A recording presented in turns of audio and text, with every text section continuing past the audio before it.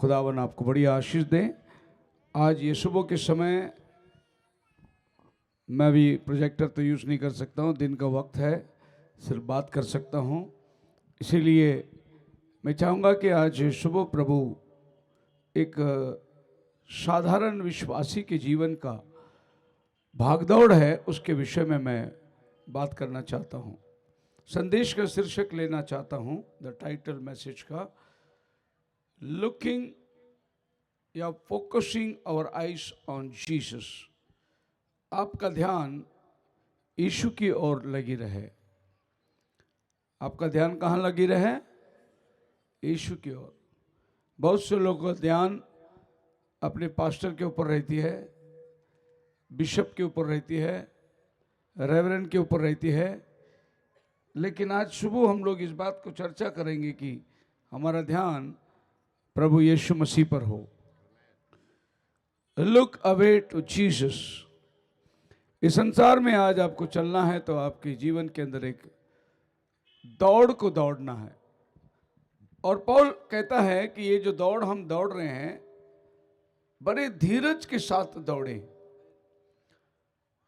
आपको दौड़ना भी है और दौड़ के साथ साथ धीरज को भी बरतना है।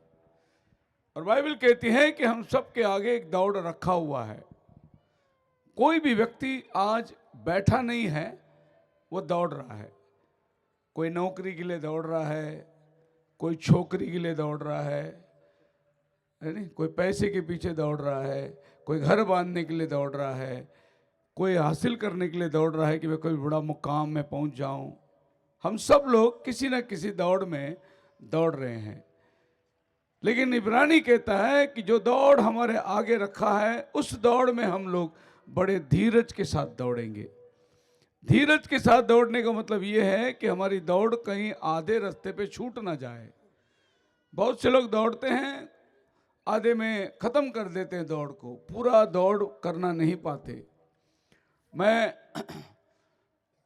जब भी स्कूल की पढ़ाई करता था तो मैं बहुत अच्छा स्पोर्ट्समैन था। दौड़ में नंबर 1 आदमी था, फुटबॉल में कैप्टन था, कबड्डी में कैप्टन था, वॉलीबॉल के अंदर कैप्टन था, शॉट पुल और रिले रेस और जैवलिन थ्रो, इस सब में मैं माहिर था बहुत। हमारे स्कूल के दिनों में स्पोर्ट्स में नंबर 1। अगर मेरे पास फुटबॉल आए तो गोल मारे बिना मैं नहीं रहता था। क्रिकेट की बैट मिले तो 100 रन बनाए बिना छोड़ता नहीं था बैट में। स्कूल की मॉनिटरशिप में मैं दौड़ा। केजी क्लास से लेके 10th तक मैं मॉनिटर ही रहा। हमारा स्कूल के क्लासरूम के मॉनिटर ही रहा।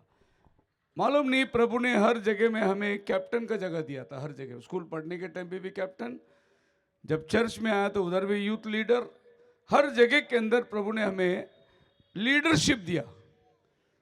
और मैं जानता हूं कि प्रभु वहां से हमें तैयार करते करते आज अपनी सेवकाई के अंदर भी उसने एक बढ़िया लीडरशिप दिया है। हालेलुया। कई कलीसियाओं को साथ लेके चलने का प्रभु ने आज एक अच्छी लीडरशिप दिया है। कई पास्टर्स लोग जो है हमारे देश के भिन्न भिन्न स्टेट में, डिस्ट्रिक्ट में रहते हैं, उनको मार्गदर्शन करने के लिए एक अच्छा लीडरशिप दिया है। ये लीडरशिप को प्रभु आपके अंदर माता के गर्भ से ही लेके आता है। कोई आदमी बाइबल के बाद पास्टर नहीं बन, पा लिया करके पास्टर नहीं बनता। पास्टर उसके माँ के गर्भ से ही वो पैदा होता है।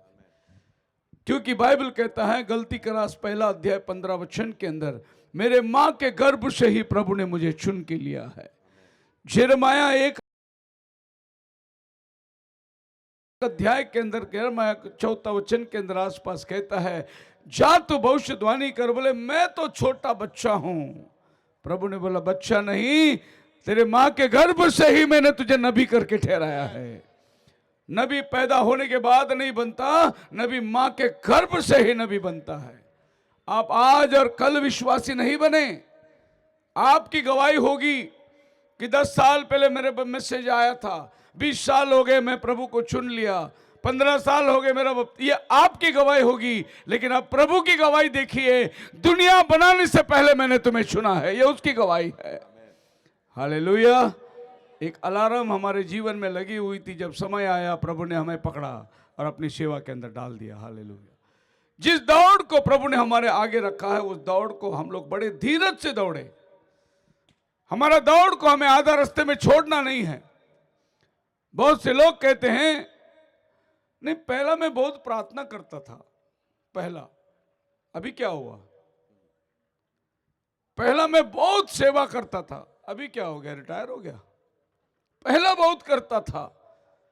प्रभु का सेवा ऐसा है, आपके मरने दम तक प्रभु के कार्य में कोई रिटायर होता ही नहीं है। हालेलुया। जब तक आप ये धरती में हैं, प्रभु आपसे सेवा करके लेगा, अगर उसने आपको सेवा के लिए चुना है तो। दूसरा वचन में लिखा है, looking unto Jesus author and finisher of our faith. किसकी तरफ देखना है? जो हमारे विश्वास का शुरू और अंत। इंग्लिश में लिखा है ऑथर, आपके बाजू में ले ऑथर लिखा है, लेखक लिखा है क्या? दो इब्रू 12:2। ਅਤੇ ਯਿਸੂ ਦੀ ਵੱਲ ਤੱਕਦੇ ਰਹੀਏ, ਜਿਹੜਾ ਨਿਸ਼ਚੈ ਦਾ ਕਰਤਾ ਅਤੇ ਸੰਪੂਰਨ ਕਰਨ ਵਾਲਾ ਹੈ। करता, हाँ, करता, ओके। सृष्टि करता, है? हाँ, निश्चय का करता। कर्ता का मतलब क्या होता है? खुदा को भी बोलते हैं। अच्छा, इंग्लिश में लिखा है ऑथर, हमारा स्टोरी लिखने वाला। भाई हमारा अच्छे गीत लिखते हैं, गाते हैं। ऑथर, ऑथर का मतलब हमारा जीवन कथा लिखने वाला वही है। हालेलुया। ये भाषा में मैं हमेशा ध्यान देता रहता हूँ, क्योंकि भाषांतर होने के टाइम पे जो रियल मीनिंग है खत्म हो जाती है। इसके लिए भाई के पास भी केजीवी बाइबल होगा, हम भी केजीवी बाइबल पढ़ते हैं, क्योंकि केजीवी बाइबल भी अगर आप नहीं पढ़े तो भी आपकी मीनिंग चेंज हो जाती है। द ऑथर, ऑथर का मतलब जो एक आदमी एक किताब लिखता है ना, उसको ऑथर बोलते हैं। उसने लिखना शुरू किया, और बाइबल कहता है यीशु मसीह हमारा जीवन कथा लिखने शुरू किया, वही हमारा जीवन कथा को पूरा भी करेगा। आमीन। मतलब हम अधूरापन में भाग नहीं सकते। अगर प्रभु ने आपके जीवन कथा लिखी है तो वो पूरा करने के लिए वो ख्याल रखने वाला परमेश्वर है। प्रभु ने योना को बोला, जा निनवे में प्रचार कर, उसकी जीवन कथा का वो एक हिस्सा था। लेकिन योना ने सोचा कि अरे निनवे शहर अन्य जाति शहर है, मैं यहूदी हूं, कौन मेरा सुनेगा, मैं वहां नहीं जाना चाहता हूं। वो चला गया यापा में और टिकट निकालकर तरशीश को भाग रहा है, और कहां? जहाज के निचले भाग में जाके सो रहा है वो, ताकि कोई उसे देखे ना। अब समुंदर में बड़ी तूफान उठाया प्रभु ने, लोग अपनी जान बचा रहे हैं, और उस समय में उन्होंने देखा कि नोहा निचली भाग में जाकर सो रहा, गहरी नींद में वो। उन्होंने नोहा को, योना को उठाया, बोला कि योना, अरे हम तो सब मरे जा रहे हैं, अपने अपने ईश्वर से प्रार्थना कर रहे हैं, तू क्या गहरी नींद में है? तो उसने उनको बुलाया, बोला कि क्या हो रहा है? ये सब मेरे वजह से हो रहा है। उन्होंने बोला ऐसा हम किसी को सजा नहीं दे सकते, हम चिट्ठी डालेंगे। जब चिट्ठी डाली तो योना का ही नाम निकला। बाइबल बोलता है चिट्ठी डाली जाती है, चुनना प्रभु के ओर से होता है। अब क्या करे योना, तेरे वजह से जहाज में जितने लोग हैं सब मारे जाएंगे, क्योंकि योना बोला मैं प्रभु की नजर से भाग रहा हूं। तब उन्होंने योना से विनती करी कि अब हमारे बचाव के लिए क्या करना है? बोला मुझे उठा के फेंक दो, क्योंकि ये बोट में दरिद्र आदमी मैं हूं, मैं खुदा के हुक्म से भाग रहा हूं। और उन्होंने योना को उठाकर 1 2 3 पानी में फेंक दिया। अब ये भी बुरी बात है एक आदमी को जो अपना साथी यात्री है उठा के फेंकना, लेकिन उसने कहा कि अगर तुम्हें बचना है तो यही रास्ता है। लेकिन उससे पहले परमेश्वर ने एक बड़ा मगरमच्छ तैयार करके रखा था, और वो अपना मुंह खोलकर प्रभु ने उसको आज्ञा दी, मेरा बंदा आने वाला है नीचे, उसको निगल लेना और उसको सही सलामत निनेवे में जाके दे देना उसको।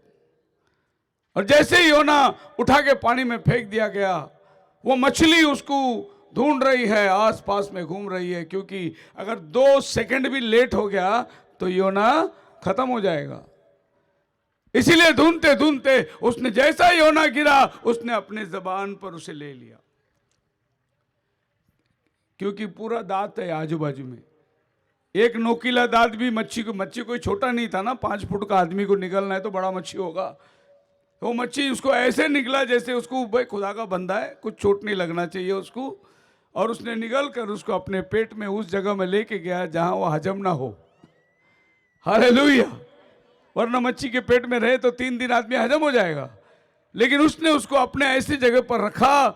ओ मैं प्रभु का धन्यवाद देता हूं, योना को प्रभु ने ऐसी कमरे में लेके निनेवे को पहुंचा दिया। समुंदर की गहराई में वो घूम रहा है। ऐसे कहते हैं कि 500 किलोमीटर था जहां जाना था योना को, लेकिन वो टर्सीश को टिकट लेके भाग रहा है। तो प्रभु ने उसको, जहाज को अगर जाना है तो कहीं दिन लग जाते थे, प्रभु ने मछली के पेट में डाल के उसको जल्दी पहुंचा दिया उधर।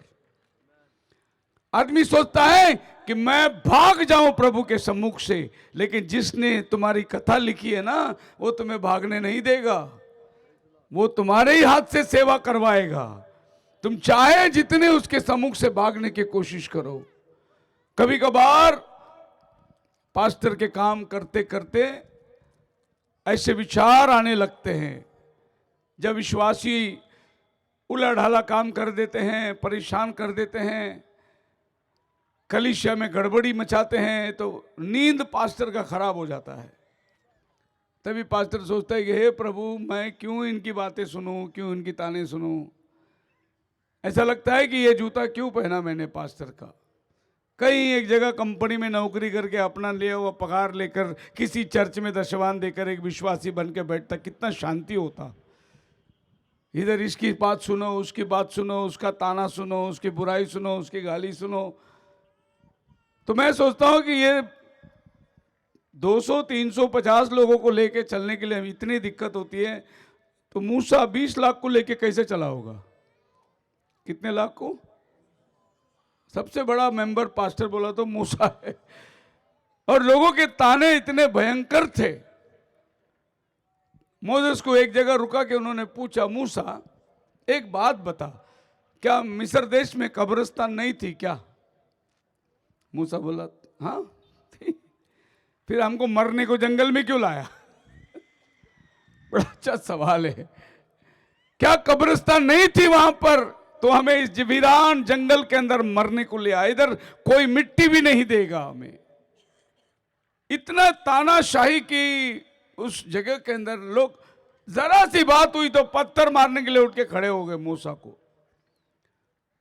तो प्रभु ने मोसेस के हाथ में वो जिम्मेदारी दी और वो अपना काम उसी के द्वारा पूरा करके लेगा। Running a man from the presence of God, इस मैसेज के अंदर नबी कहता है, आप प्रभु के नजर से भाग नहीं सकते। वो आपसे काम करवाने को ठहराया है, वो आप ही से काम करवाएगा। ये तो हम हैं, इसने नहीं किया तो उसको चुन लो, वो नहीं किया तो तीसरे को चुन लो। हम इंसान हैं, लेकिन खुदा जिसको चुनता है उसी के हाथ से काम करता है। बोलो हालेलुया। सो हमारी नजर यीशु के तरफ मोड़ लेना। नबी कहता है the Christian goal, if you are going to be a Christian, put everything that you got to Christ. That's your time, your talent and your everything. नबी कहता है कि अगर तुम विश्वासी हो, क्रिश्चियन हो, तो जो कुछ तुम्हारे पास है वो सब, आपका समय, आपका कला और जो भी आपके पास है सब प्रभु के पीछे लगा दो। अगर आप एक विश्वासी है तो, चाहे वो आपकी संपत्ति हो, आपका घर, आपकी नौकरी, आपका परिवार, जो कुछ आपके पास है वो सब आप प्रभु की सेवा में लगा दो। अगर आप क्रिश्चियन हैं तो। विश्वासी नहीं है तो छोड़ दो। आप एक जगह चलते रहो, आपका परिवार एक जगह चलता रहेगा। बाप चर्च में रहेगा, बेटा नौकरी पे रहेगा, बेटी ब्यूटी पार्लर में रहेगी। प्रभु बोलता है अगर तुम विश्वासी हो, तुम्हारा पूरा परिवार को प्रभु के रास्ते पे लगा दो। हालेलुया। यही प्रभु का एकमात्र लक्षण है। इसीलिए पौल कहता है यदि कोई अपना घर का प्रबंध ना कर सकता तो वो कलीसिया का प्रबंध कैसे करेगा। उसका पूरा घर जो है उसके साथ कदम से कदम मिलाकर प्रभु की सेवा में लगना चाहिए। God must be first in your life, in your heart and the first place in everything that you do and what you are. खुदावन आपके जीवन के अंदर प्राधान्य रहना है, प्रथम स्थान। खुदा को पसंद नहीं कि आपने खुदा से ज्यादा किसी को मर्यादा दिया। खुदा को पसंद यह है कि सबसे प्रथम स्थान तो मुझे देना तेरे जीवन के अंदर। The first place you have to give to your God. कोई लोग अपने घर के अंदर किसी के घर पे जाके बैठेंगे तो बोलेंगे भाई मेरी बीवी है ना, मेरा बीवी है ना, मेरा बीवी है ना, मेरा बीवी बहुत काम करती है, मेरा बीवी बहुत अच्छा है, मेरा बीवी बहुत ये करता है, मेरा बीवी बहुत ये करता है, मेरा बेटा मेरा बेटा मेरा बेटा मेरी बेटी मेरी बेटी मेरी बहू है ना बहुत अच्छा है, मेरा बहू बहुत स्वभाव का है, मेरा बहू बहुत अच्छा है। ये बात प्रभु को पसंद नहीं है अगर आपने खुदा के नाम से ज़्यादा अपने घर गुती बीवी का नाम लिया तो। कोई कोई विश्वासियों के घरों में हम लोग जाते हैं, इधर तो आपके गांव में नहीं होगा लेकिन हम लोग जाते हैं शहरों में, तो कुत्ते पालने की शौक बहुत होता है लोगों के अंदर। कई घरों में कुत्ते रहते हैं, उनके घर में आप जाके बैठे तो उनके जीवन में एक ही बात रहेगा, मेरा कुत्ता घर में सुसु नहीं करता, मेरा कुत्ता ना बाहर जाता है, मेरा कुत्ता है ना ऐसा है, मेरा कुत्ता सबको सूंघता है, मेरा कुत्ता पहचानता है, मेरा कुत्ता समझता है। अरे कुत्ते की बात सुनने थोड़ी तुम्हारे घर आए हम, पर आदत पड़ गई है ना लोगों को घर की तारीफ करना कुत्ते। फिर बाद में उनका फोन उठा के देखा तो उनकी डीपी में भी उनका कुत्ता ही है। इसका मतलब यह हुआ कि उनके चेहरे से उनका कुत्ता का चेहरा खूबसूरत है, इसीलिए डीपी में भी कुत्ता रखे वो लोगों ने। किसकी तारीफ करना है, कितना करना है, कितना मर्यादा देना है, यह बाइबल आपको सिखाती है। खुदावन का प्राधान्य तेरे जीवन में तो मुझे दे देना। हालेलुया। फर्स्ट प्रेफरेंस, उसके बाद मेरी बीवी, मेरा बच्चा, मेरा परिवार, सब खुदा के बाद। हालेलुया। कोई लोगों की तारीफ होती है, तारीफ होती है। एक विश्वासी बहन थी, जब भी उसके घर में जाएगा, मेरा बहू बहुत अच्छी लड़की है, मेरा बहू बहुत ऐसा, मेरा बहू ऐसा, मेरा बहू टीचर है, मेरा बहू बहुत पढ़ी ली है, मेरा बहू बहुत कमाती है। कुछ दिन के बाद पता चला बहू दूसरे के साथ भाग गई।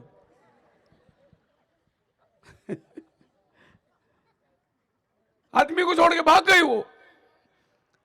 तो तुम जिसकी तारीफ कर रहे हो वो तुम्हारे तारीफ के काबिल नहीं है। अगर कोई तारीफ के काबिल है तो वो मेरा प्रभु है। हालेलुया। उससे बढ़कर किसी की तारीफ नहीं करना है।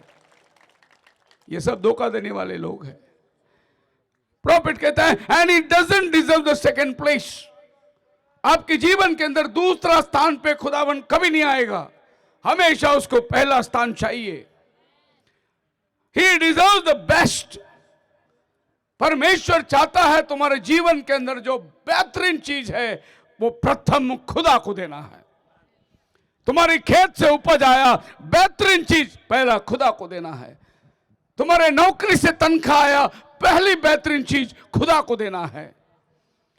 इजराइलियों के अंदर नियम था, तेरे बाय बैल बच्चे मुर्गी जो भी है उसका पहला फल मेरा है करके खुदा ने कहा। इज़राइल का पहलौटा खुदा का है। यह उस दिन साबित हुआ जिस दिन मिस्र के गुलामी से वो निकल रहे थे। फारो कहा कि नहीं छोड़ूंगा, प्रभु ने कहा मैं तुम्हें कल छुड़ाऊंगा। मौत का दूत उस रात गया, जिस चौखट में लहू था वहां पहलौटा बच गया, जिस चौखट में लहू नहीं थी सारे पहलौटे मारे गए। और फिर हम क्या देखते हैं, जब मूसा अपने लोगों को लेकर, पहलौटे लोगों को लेकर निकल रहा है, फारो और उसकी सैन्य अपने पहलौटों को कब्रिस्तान में गाड़ने को गए हैं। अगर आप प्रभु की आज्ञा नहीं माने तो प्रभु ने फारो को कब्रिस्तान में रखा और मोसेस को निकाला। मतलब हर घर में उसका पहला बच्चा, पहला जानवर, पहला पक्षी मरा हुआ है। वो ये सब चीज छोड़कर मूसा के पीछे क्यों भागेगा? बोला तुम जाओ यार, जल्दी निकल जाओ।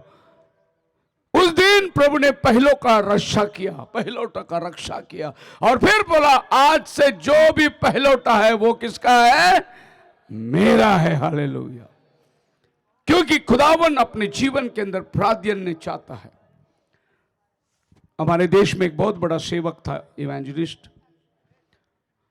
उसकी एक खूबसूरत बेटी थी और हमेशा कहता था मेरी बेटी गाना गाएगी, मेरी बेटी आएगी, मेरा बेटी मेरा बेटी मेरा बेटी। बेटी के नाम से स्कूल चालू किया, बेटी के नाम से कॉलेज चालू किया, बेटी के नाम से हॉस्टल चालू किया, सब बेटी का नाम, बेटी का नाम, सब जगह बेटी का नाम।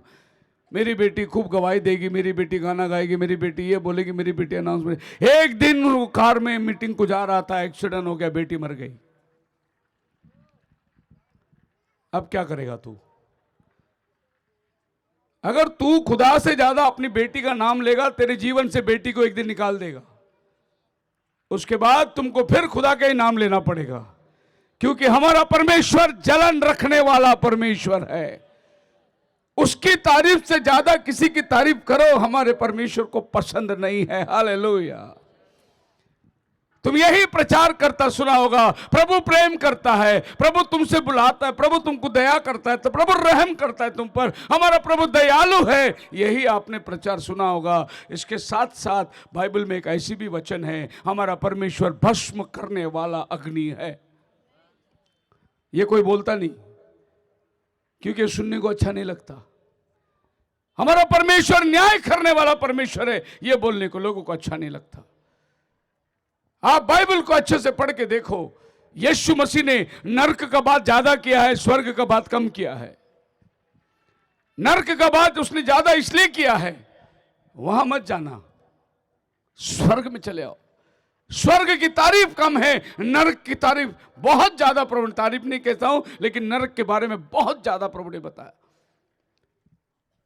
वो शादी में बिना कपड़ा पहन के आने वाले के हाथ पैर बांध कर किधर डालो? अंधकार में डालो। जिसके पास पोशाक नहीं था, अंधकार में डालो।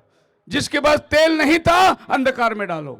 अब देखो प्रभु हमेशा क्या बोलता है। वो अमीर आदमी आग में पाया गया, गरीब स्वर्ग में अब्राहम के गोद में था। नरक की बात प्रभु ने ज्यादा किया है। सो मसीह में मेरे प्रिय लोगों, नबी कहते हैं, नॉट व्हाट ए मैन से और the church said, but what God's will was. ये नहीं कि लोगों ने क्या कहा, आदमी ने क्या कहा, पास्टर ने क्या कहा, परमेश्वर ने क्या कहा। What God purpose in your life? Oh, we need to seek the will of God, not the favor of your neighbor, not the favor of your children, not the favor of your husband, your wife, but seek the will of God and do that first.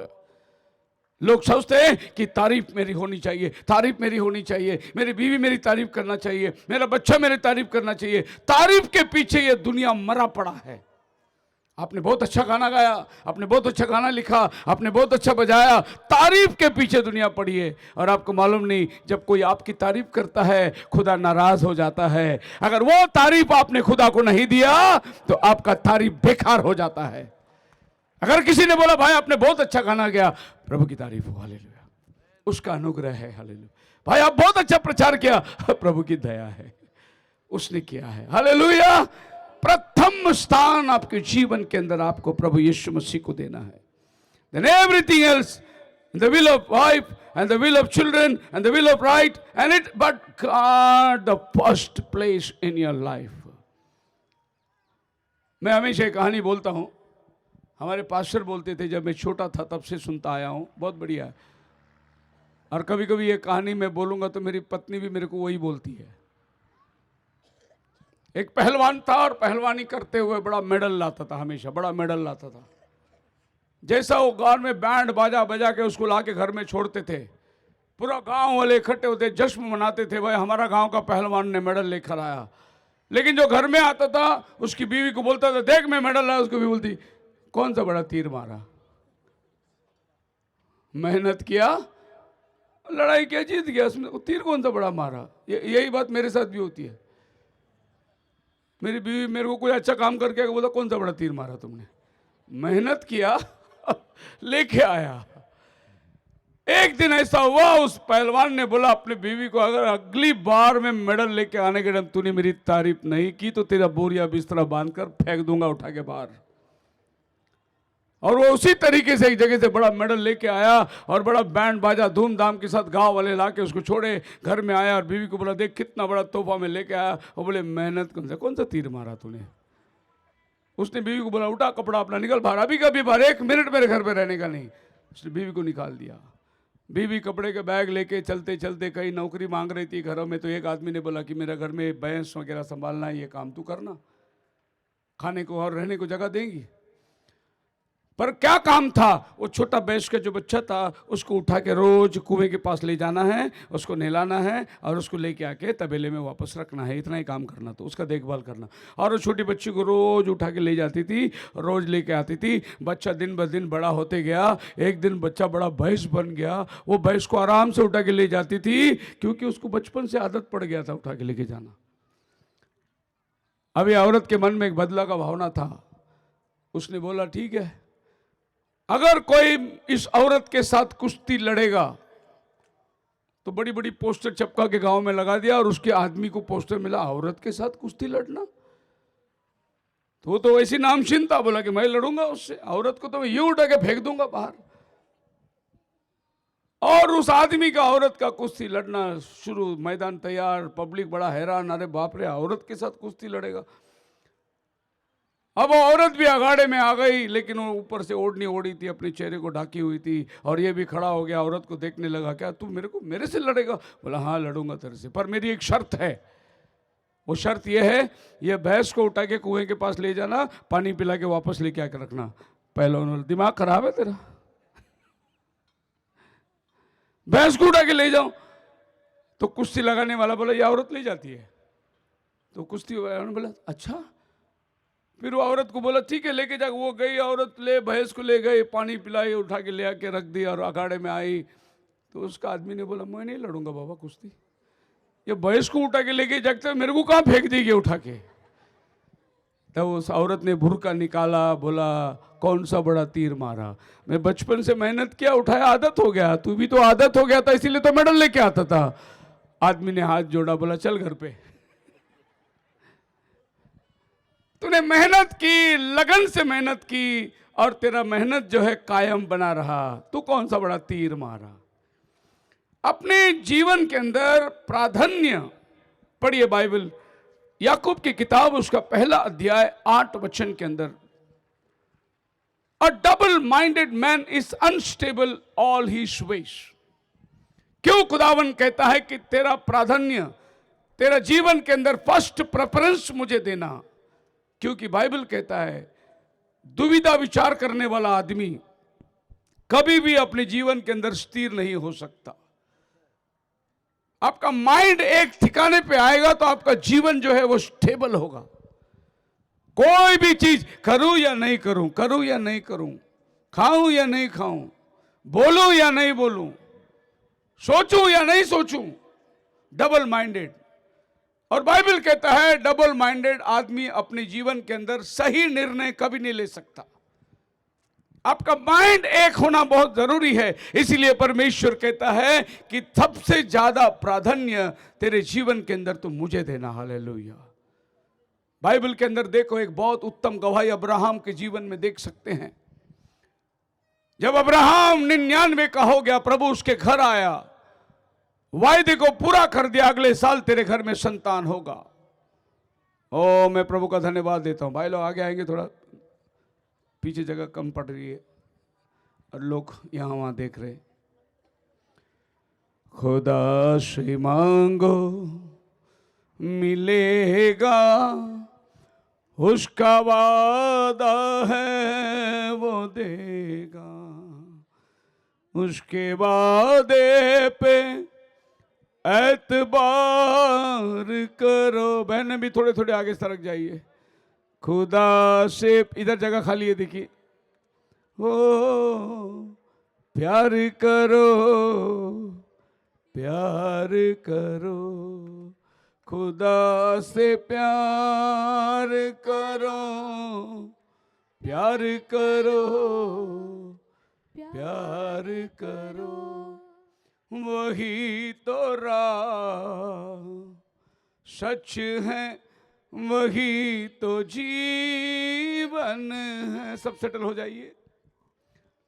या मुझे प्रचार में कोई उठ के जाना आना पसंद नहीं है बिल्कुल। बैठे तो बैठे रहिए। ओके। दुविधा विचार करने वाला आदमी कभी भी सही निर्णय नहीं ले सकता। प्रभु ने अब्राहम से कहा, कल आने वाला वर्ष जिसको बाइबल कहती है जीवन का समय, it's a time of life. कौन सा जीवन का समय का महीना है? प्रभु ने सारा को कहा, the time season of life, तू अपने छाती से बच्चे को लगाएगी। सारा हंस पड़ी क्योंकि वो बूढ़ी हो चुकी थी। और प्रभु ने बोला, क्यों सारा हंसी? नहीं, मैं नहीं हंसी। उसके मन में दुविधा चल रही थी, कैसे हो सकता है, 90 साल की हो गई मैं, अब मेरे शरीर से कोई ऐसी सामर्थ्य नहीं, मैं बच्चे को दूध नहीं पिला सकती, मेरा मासिक धर्म बंद हो गया है, मैं कैसे जन्म दे सकती करके दुविधा में थी वो। तब प्रभु कहता है, क्या परमेश्वर से कोई काम असंभव है? उसका नाम इसहाक रखा। इसहाक का मतलब हंसना, क्योंकि वो हंसी प्रभु के वायदे पर।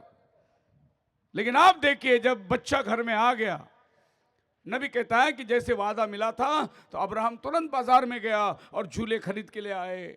उसके लिए अलग कमरा बनाया और वो झूले, ढेर सारे खिलौने लाए कि मेरे घर में संतान आने वाला है।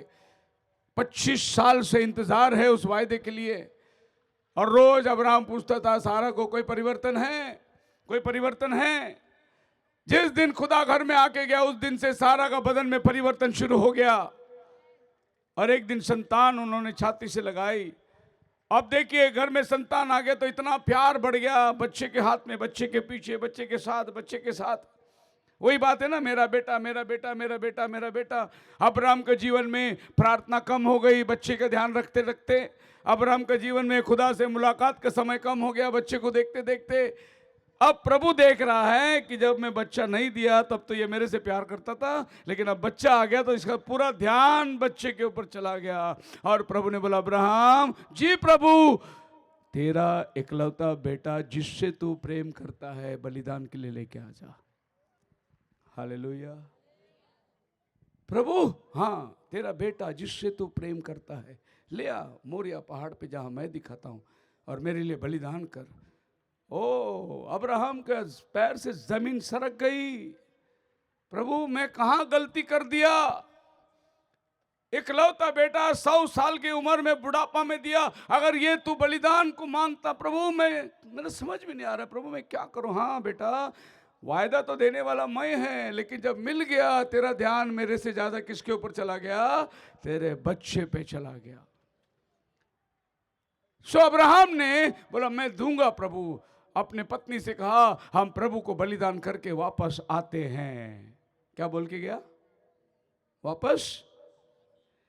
वो जाने के टाइम पे बोल के गया, हम दोनों आएंगे वापस। हालेलुया।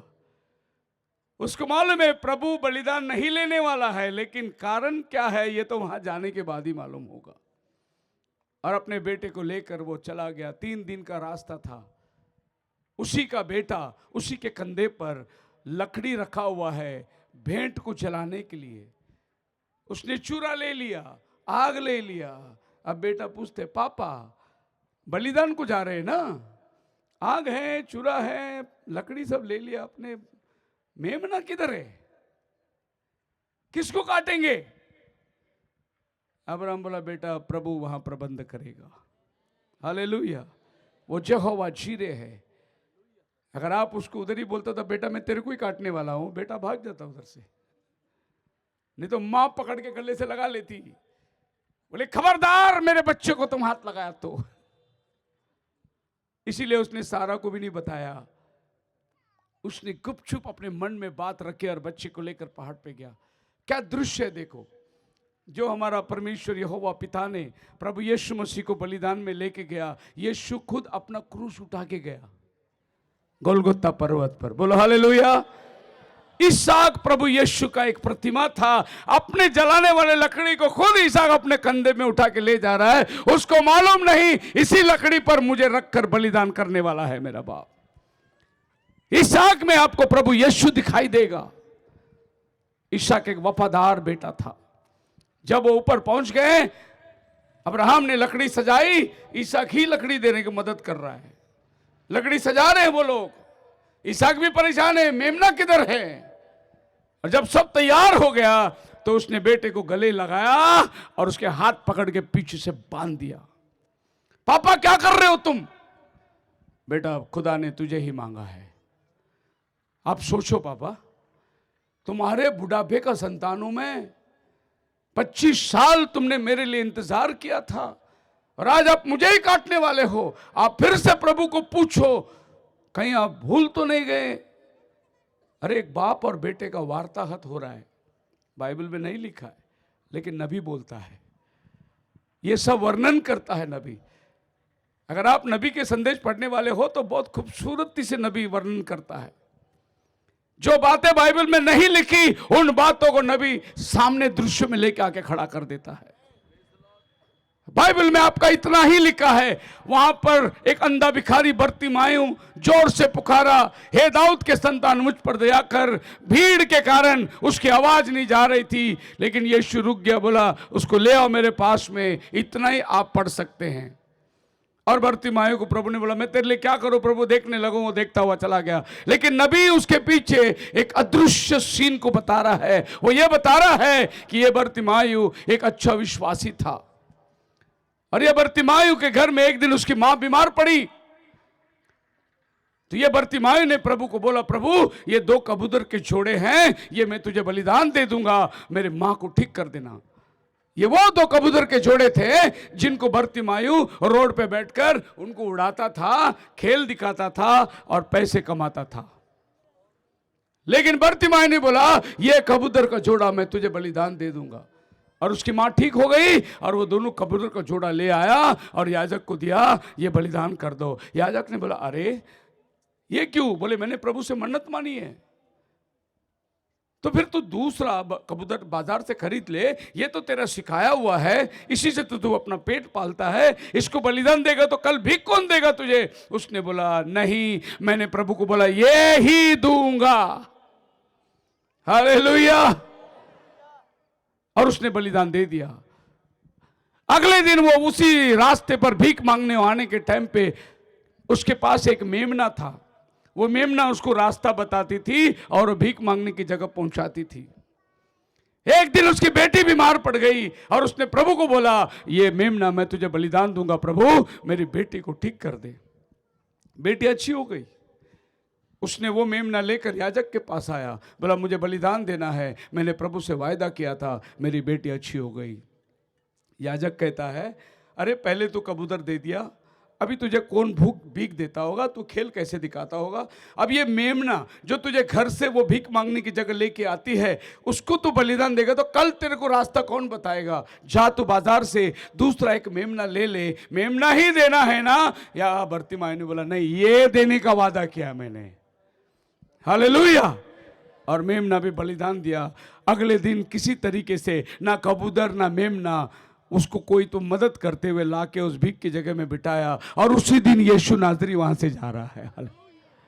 जब उसने सुना, यीशु नाजरी, हे दाऊद के संतान मुझ पर दया कर, और प्रभु यीशु मसीह ने बोला उसको लाओ। जबकि उसके इर्द गिर्द 5000 भीड़ थी, लेकिन ये 5000 भीड़ गरजमंद लोग थे। वो एक बर्तिमायु समर्पण व्यक्ति था वो। हालेलुया। प्रभु ने बोला उसको लेके आओ मेरे पास।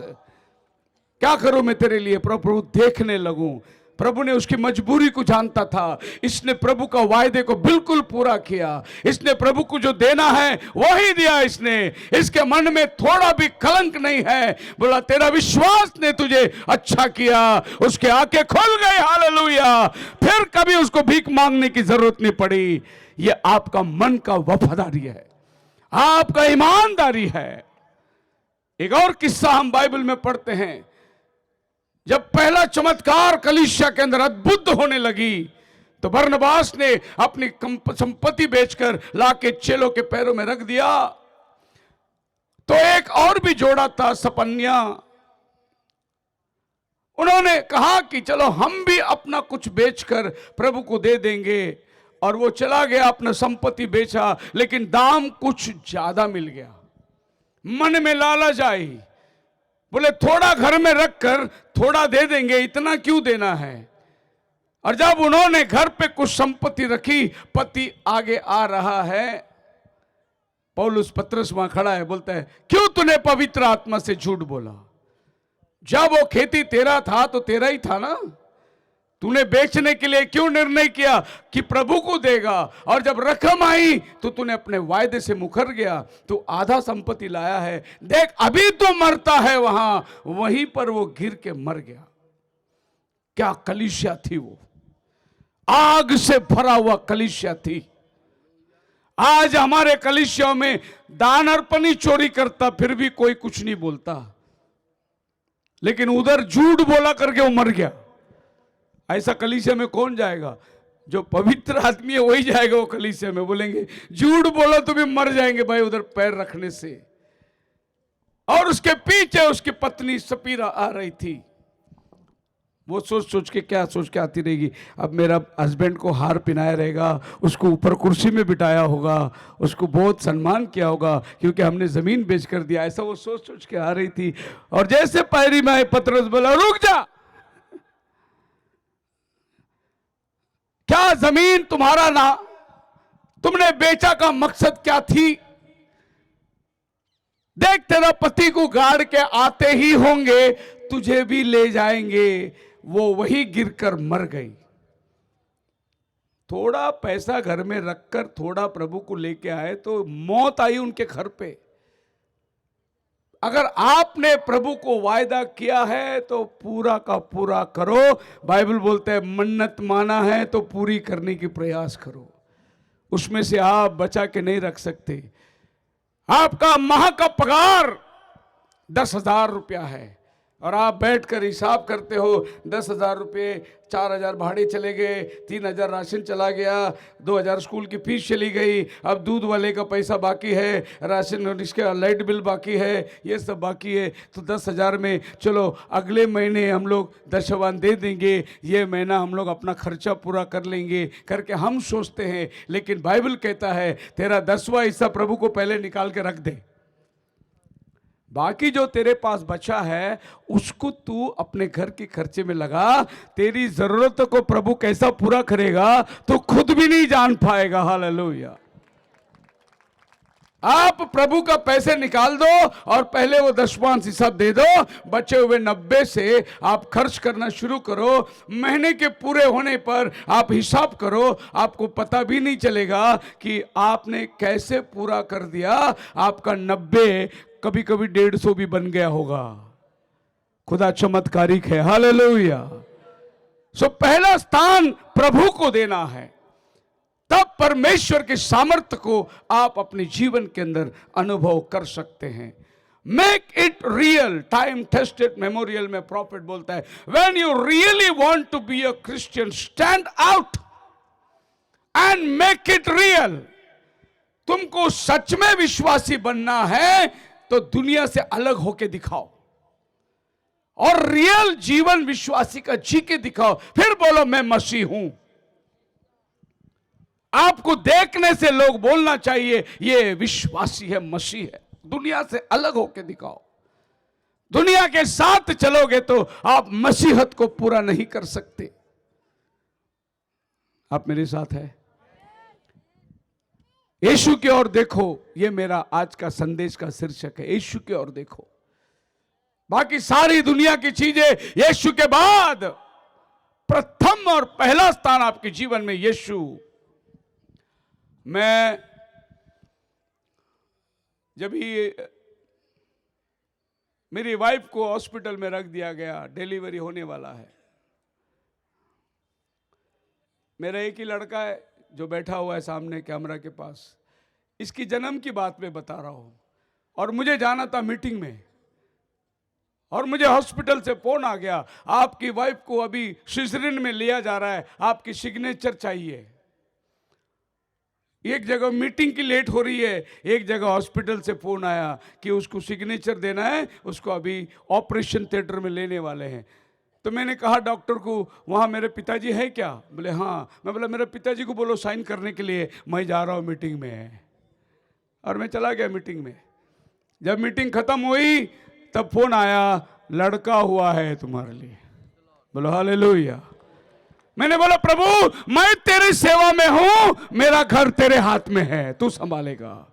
मैं जा रहा हूं तेरी सेवा के लिए।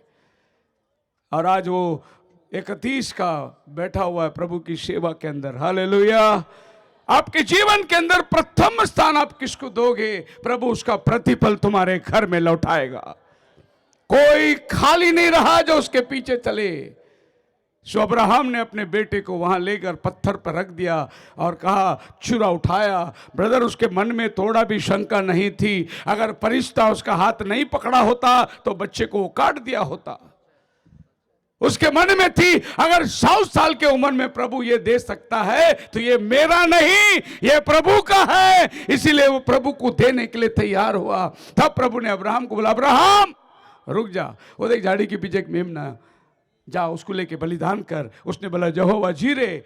अभी आप प्रभु क्या कहता है अब्राहम को, बोले मैं आज जान गया तू मुझसे प्रेम करता है। इतना ही बात है।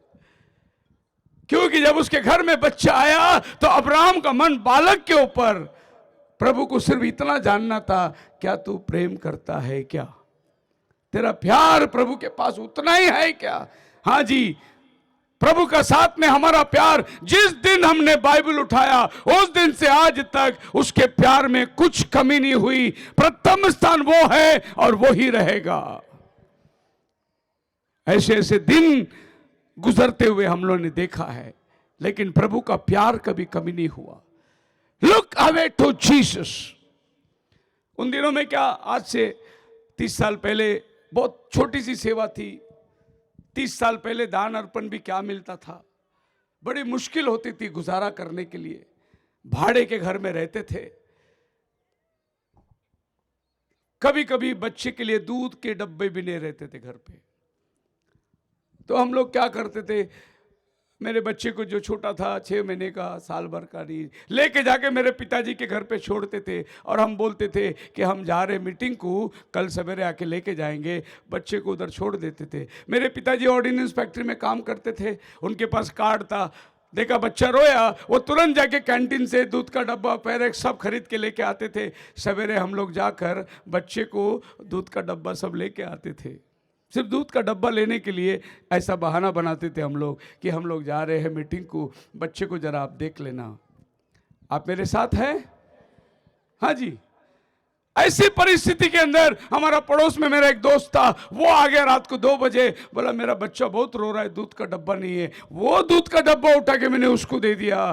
बोला तू जा पहला अपना बच्चे को देख लेना, मेरे लिए तो प्रभु कहीं ना कहीं रास्ता बना ही देगा। मैं कहता हूं, मैंने अपने जीवन के अंदर प्रथम स्थान हमेशा प्रभु को दिया है। इसीलिए मैं बोलने का हक रखता हूं। प्रार्थनीय आपके लाइफ जो है, प्रथम स्थान, फर्स्ट प्लेस खुदा को होना चाहिए। Look away to Jesus. उसने आज तक हमें मोहताज नहीं रखा। भूखा उठाया लेकिन भूखा सुलाया नहीं उसने। आप मेरे साथ है? प्रभु कहता है आकाश के पक्षियों को देखो, ना बोते हैं ना काटते हैं, उनका पेट भी समय में भरता है। क्या तुम्हारा पेट नहीं भरेगा? वो आज भूखे मारे मारे हम लोग फिरते हैं, लेकिन वो अपने प्रियों को नींद में ही दे देता है। भजन संहिता 127 में लिखा हुआ है। क्या मैं विश्वासियों से बात कर रहा हूं? मैं कोई रेवोल्यूशन की बात नहीं कर रहा हूं, निजी जीवन की बात कर रहा हूं। रोज रोज हमको जो प्रॉब्लम्स आता है उसके ऊपर हम लोग को कैसे जय पाना है। A Christian rest. प्रॉफिट कहता है, why are we people tossed about this message. क्यों लोग यहां वहां तरस रहे, भटक रहे उस संदेश के अंदर। वो कहता है a Christian faith is based solidly upon a rest. एक विश्वासी का जो विश्वासी है, विश्वास जो है, यानी क्रिश्चियन का विश्वास जो है पूरी तौर से विश्राम के ऊपर है। Rest, REST। इंग्लिश में इसका अर्थ कैसा बनता है देखिए। रेस्ट यानी बचा हुआ और रेस्ट यानी आराम, दोनों भी एक ही शब्द है। आप लोग क्या बोलते हैं? पापा का भाई को क्या बोलते? चाया भी बोलते। मम्मी का भाई को क्या बोलते? मामू बोलते। इंग्लिश में उसको भी अंकल ही बोलते, इसको भी अंकल ही बोलते। समझे? मैं बता रहा हूं भाषा। माँ का भाई भी अंकल, बाप का भाई भी अंकल, इंग्लिश में दूसरा शब्द नहीं, लेकिन हम लोग उधर ताया बोलते, इधर मामू बोलते। हमारे तमिल भाषा के अंदर एक बहुत बड़ा शब्द लिखने वाला है, श्लोक लिखने वाला। और आप सबको मालूम है तमिल सबसे पुराना भाषा है। पृथ्वी में कोई भाषा नहीं, तमिल भाषा थी। सबसे पहला बाइबल तमिल में ट्रांसलेशन हुआ। और मैं वही देश से आता हूँ, तमिल हूँ मैं रहता बॉम्बे में, लेकिन मेरा मुल्क जो है तमिल है। तो वो तमिल लिखने वाले ने बोला कि तमिल भाषा का इतना महत्व है, वो महत्व को सुनोगे आपको आश्चर्य होगा। आपका गाय का बच्चा क्या बोलता है? गाय का बच्चा आवाज कैसे देता है? माँ करके आवाज देता है। अमेरिका गाय का बच्चा क्या मदर बोलता है क्या? वो भी माँ ही बोलता है। तो हमारा भाषा बहुत फेमस भाषा है। हालेलुया। हमारे जो बड़े हमारे माँ के जो पिताजी थे, वो बहुत बढ़िया आदमी था। वो पक्षियों को भाषा सिखाता था। और वो जो पक्षी कुंज पिंजरे में रहती थी, वो भाषा बोलती थी। महीना महीना पक्षी जो है भाषा बोलती थी, बहुत अच्छी भाषा बोलती थी। और अगर समझो आप घर पे आए और हमारे दादाजी है ना, नाना, उसने आपको देख लिया और बोला, अरे आजा फ्रांसिस आजा। वो पक्षी सुन लिया कि इसने इसको फ्रांसिस बोला। अगली बार वो आदमी जब भी आएगा ना, वो पक्षी बोलेगा, फ्रांसिस आया, फ्रांसिस आया, फ्रांसिस आया, फ्रांसिस आया। हाँ ठीक है, चुप कर, देख लिया मैंने बोला, तब वो चुप रहेगी। अगर उसने बाइबल से भूल से बोल दिया, अरे बेवकूफ कहीं के, और उसने सुन लिया, दोबारा आप आओगे, वो पक्षी बोलेगा, बेवकूफ आया, बेवकूफ आया, बेवकूफ आया। क्योंकि पक्षी को और कुछ नहीं मालूम, जो नाम बोल दिया वही पकड़ लेगा, वो बेवकूफ आया। फिर बाद में उसको सुधार नहीं सकते आप। उसने एक बार मन में ठान लिया, वही बोलता रहेगा। विश्वासी आदमी एक बार मन में ठान लिया, मैंने प्रथम स्थान प्रभु को देना है, बात खत्म हो गई उसके जीवन में। फिर वो किसी को वहां उस स्थान पर लाएगा ही नहीं। वो फर्स्ट प्रेफरेंस हमारे जीवन के अंदर प्रभु। नबी कहता है, a Christian doesn't run from place to place. एक विश्वासी आदमी जो है वो जगह से जगह नहीं भागेगा। अ Christian doesn't push and fume and worry. एक विश्वासी अरे कुड़कुड़ाएगा नहीं, वो चिंता नहीं करेगा, वो हड़बड़ाएगा नहीं, क्योंकि उसका पूरा विश्वास उसके खुदा पर है। वो स्थिर रहेगा। हालेलुया। एलिया को प्रभु ने बोला, जा जंगल में, और वो जाकर वहां खड़ा रहा, पानी नाले में है। सुबह शाम कौवे ने मांस और रोटी ले आकर उसको खिलाया। उसको सोचने की जरूरत नहीं, ये जंगल में मुझे डब्बिया कौन लेके आके देगा। खुदा ने बोला, जा, इंतजाम भी वही करने वाला है। सुबह शाम एक बेवकूफ ने वीडियो बनाया ब्रदर ब्रैनम के ऊपर, और उसने यह बनाया कि ब्रदर ब्रैनम ने ऐसा बोला कि खुदा ने एलिया को कौवे के द्वारा सैंडविच खिलाया। लेकिन बाइबल में सैंडविच नहीं खिलाया, मांस और रोटी लाके दिया उसको। इसके लिए ब्रदर ब्रैनम झूठा नबी है। अब मेरे को एक ब्रदर ने पूछा, अरे ब्रदर ब्रैनम ने बोला सैंडविच खिलाया, लेकिन बाइबल में तो लिखा है मीट और ब्रेड खिलाया। तो मैंने बोला, भाई सैंडविच होता क्या है? वो बोले, रोटी के बीच में मांस रखते हैं ना, वही सैंडविच होता है। मैं बोला, वही तो खिलाया कौवे ने उसको। रोटी और मांस ही तो खिलाया उसको। नहीं, उसने सैंडविच कैसा बोला? अरे अंग्रेजी में उसको सैंडविच ही बोलते हैं। अगर भाई ब्रैनम पंजाबी होता तो मांस और रोटी बोलता, क्योंकि वो एक अमेरिकन है, वो अमेरिकन भाषा में ही। आप मेरे साथ है दोस्तों? हालेलुया जी। अगर भाई ब्रैनम पंजाब में पैदा होता तो आपकी तरह कुर्ता और धोती पहनता हो, क्योंकि वो अमेरिका में पैदा हुआ, वो कोट शूट पहनने लगा। जैसे देश वैसा भेष। नागरिकता जो है वो उसको अपनाना बहुत जरूरी है। पौल बोलता है, एक अन्य जाति के लिए मैं अन्य जाति बना, एक यहूदी के लिए मैं यहूदी बना, एक यूनानी के लिए मैं यूनानी बना, ताकि किसी तरीके से उसको आग से झपट के बाहर निकालूं। अगर मैं पंजाब में आऊं, आप मुझे आलू के परोठा, गोभी के परोठा दे रहे हैं, लेकिन मैं वो नहीं खाता। हमारा गांव का खाना है इडली डोसा। हम लोग सवेरे सवेरे वही खाते। और इधर सवेरे एक दिन पराठा खाए तो 2 दिन भूख नहीं लगता हमको। ऊपर से मक्के की रोटी खिलाए तो 4 दिन भूख नहीं लगता हमको। है नहीं? और यहां मैं बोलूं भाई लॉरेंस, आप किधर से भी कुछ भी करो, मेरे को इडली ला के दो, बेचारा मारा मारा भटकेगा वो। पूरा गुरदासपुर में मैं घुमा परसों के दिन, किधर भी इडली नहीं है। तो मैं क्या कहता हूं, मैं प्रभु का दास हूं, मेरे सामने जो लाया दुआ करके मैं खा लूंगा। प्रभु ने आज यही मेरे लिए रखा हुआ है। हालेलुया। इसी तरीके से नबी भी एक अमेरिकन था, वो अमेरिकन भाषा उसी के वातावरण की उसने बात करी है। आगे हम देखेंगे what trials are meant for. नबी कहता है every time a wind hits the tree and shows it back and forth and it loosens the roots so it can go deeper and get better. जब हवा चलती है तो झाड़ इधर को होता है, इधर को होता है, हिलता है, वो जड़ कम हिलती है, नीचे नरम होता है जमीन, उसके झड़े हुए पत्ते झड़ते हैं। नबी बोलता है ये तूफान इसलिए प्रभु चलाता है ताकि झाड़ हिले, जमीन नरम हो, ताकि वो अपना जड़ को और भी गहराई से डाले। वैसा ही विश्वासी, जब तेरे जीवन में तकलीफ आती है, संकट आती है, परेशानी आती है, प्रभु तुझे हिलाता है इसलिए कि तेरा जड़ वचन के अंदर और भी मजबूत होता जाए और तो जमीन को अच्छी तरीके से पकड़ ले, इसलिए प्रभु तुझे हिलाता है। आप मेरे साथ है? हम लोग स्वर्ग में जाने के बाद क्या करने वाले?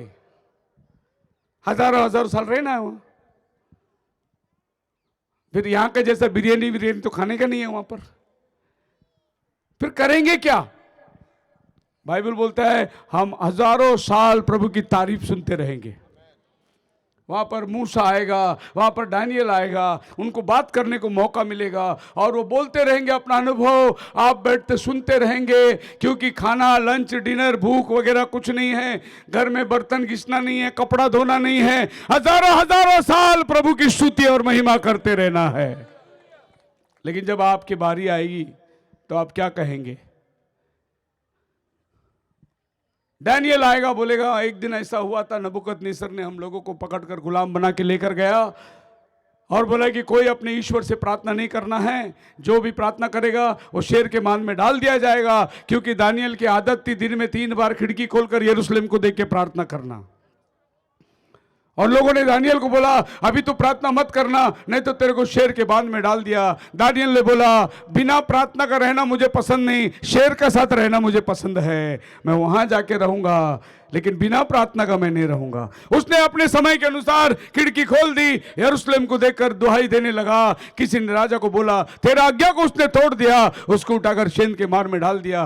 दानियल ने बोला कि अब शेर मेरा क्या कर सकता है? देवदूत आकर दानियल को संभालने लगे। वो भूखा शेर जो खाने गिरते ही हड्डी पसली एक कर देती थी, लेकिन दानियल के नजदीक में वो पालतू बिल्ली की तरह आके बैठी हुई थी। और दानियल बोलेगा और सब डर गए थे, मैं भी घबरा गया था, लेकिन वो शेर पालतू बिल्ली की तरह मेरे इर्द गिर्द देवदूत था। ऐसा दानियल की गवाही सुनेंगे, आप सब लोग बोलेंगे खुदा की तारीफ हो, आमीन, हालेलुया।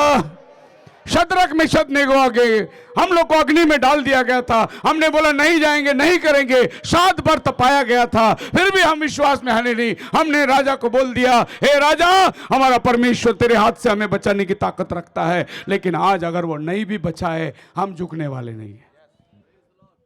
अगर आज वो नहीं भी आए हमें बचाने, हम झुकने वाले नहीं है। और राजा ने बड़ा गुस्से में होकर हमें अग्नि में डाल दिया और हम लोग अग्नि में, प्रभु यीशु मसीह हमारे साथ आया और हम लोग तारीफ करके गीत गाकर अग्नि में घूम रहे थे। हमें राजा को 3 डाला, 4 दिखाई दिया। अब क्या हुआ? हालेलुया। आप लोग बोलेंगे हालेलुया। अभी आपको मौका मिलेगा गवाही देने के लिए। आप क्या बोलेंगे? मैं रोज सवेरे प्रार्थना करता था, प्रभु तकलीफ नहीं आना चाहिए, बीमारी नहीं आना चाहिए, परेशानी नहीं आना चाहिए, सुकून का जीवन मांगता है, हमारी रोज की रोटी हमें बिना परेशानी से दिया कर।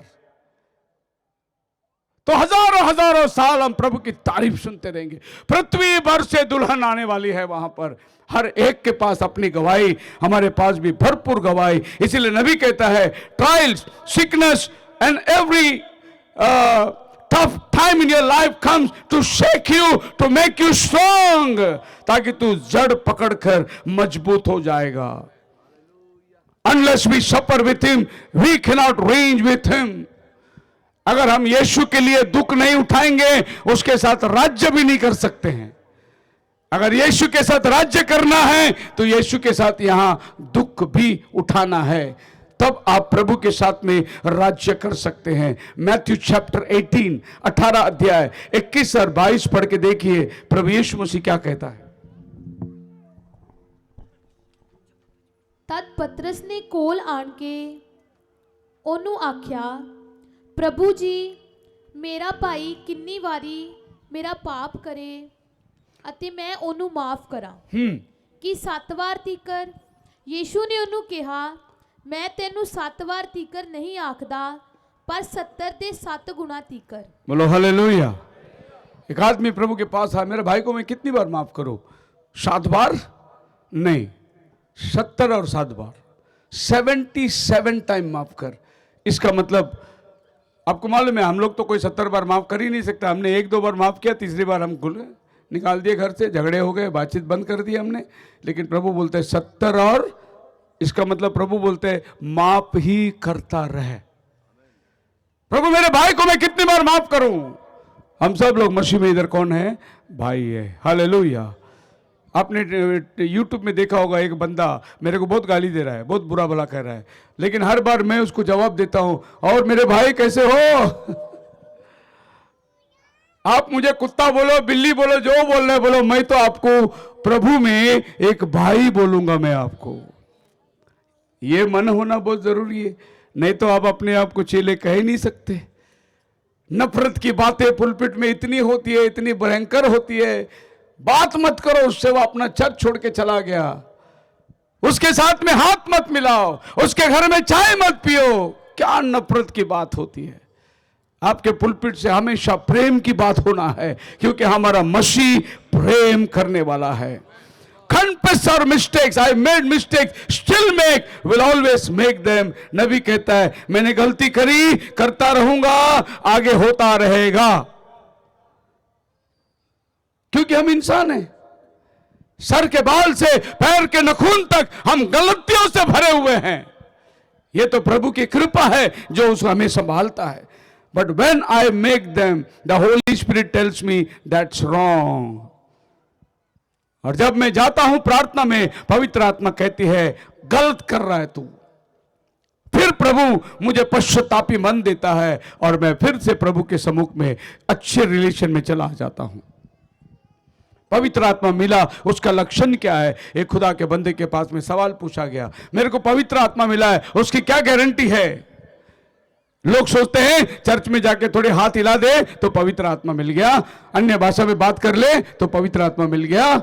नहीं, पवित्र आत्मा मिलने का लक्षण तुम्हारे जीवन के अंदर क्या है? वो खुदा का बंदा कहता है कि जब एक बिल्ली कीचड़ में गिर जाती है तो वह उठकर अपने बदन को चाटने शुरू कर देती है।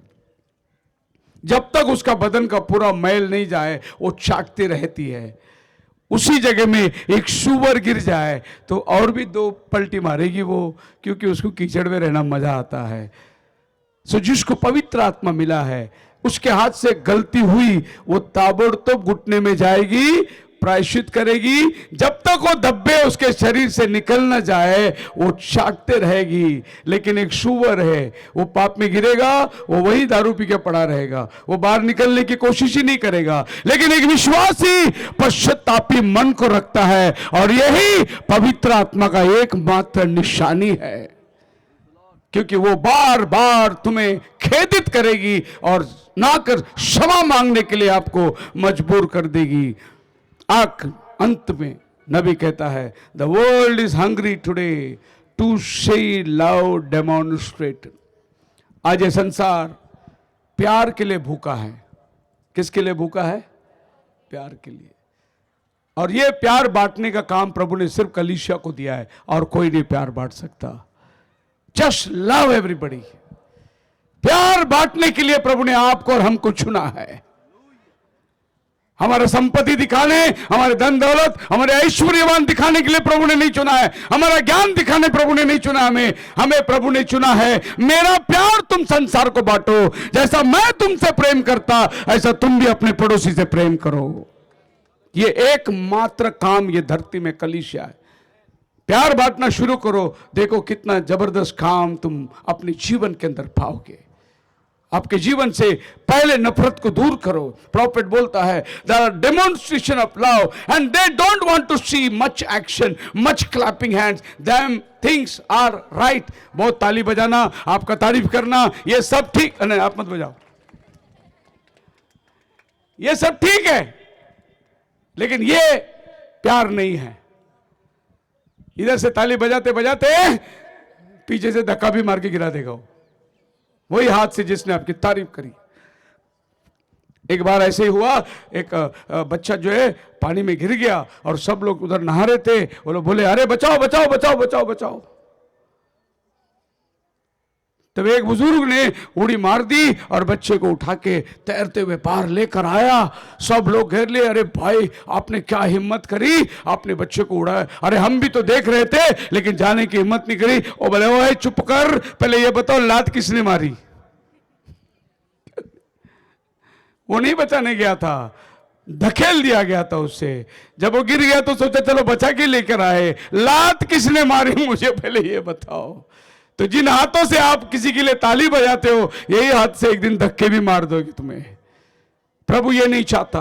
प्रभु चाहता है you are the world is hungry for your love and I am just trying to put them in their places. They don't want to hear you speak with tongues.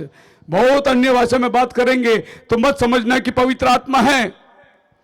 हम बॉम्बे में एक चर्च में कभी कभी जाया करते थे, बहुत साल पहले की बात है। वो चर्च में ऐसी छोटी सी गली थी और आगे चर्च था, तो लोग जो है आंगन में बैठते, कोई पैर लंबा करके बैठते।